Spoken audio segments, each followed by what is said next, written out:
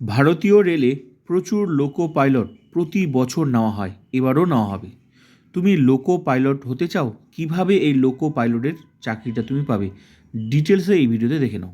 Selection process, বয়স, যোগ্যতা, কোন পরীক্ষার মাধ্যমে এই চাকরিটা তোমরা পাবে। তো চলো দেখে নেওয়া যাক।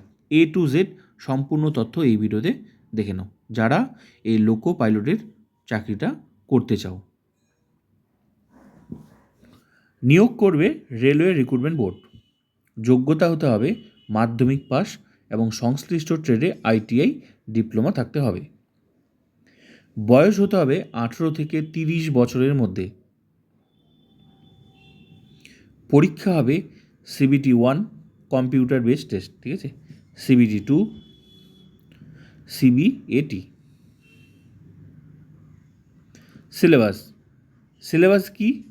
কোন কোন বিষয়ের উপরগুলো পরীক্ষা হবে? Mathematics, reasoning, general knowledge and current affairs,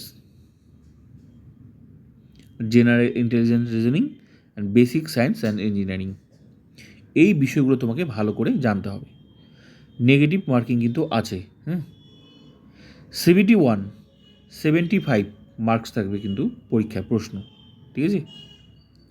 CBT 2 175 নম্বরের কিন্তু মানে পরীক্ষা হবে CBT 2-এ। আর CBAT এটা যে আছে, এটা হচ্ছে তোমার সাইকো টেস্ট করা হবে যারা এই লোকো পাইলট পদের চাকরিটা নেবে। এবার প্রশ্ন হবে ইংরেজি ও হিন্দি মাধ্যমে।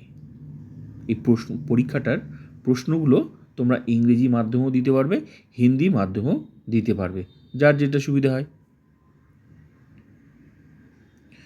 তো তোমরা কিন্তু প্রস্তুতি শুরু করে দাও।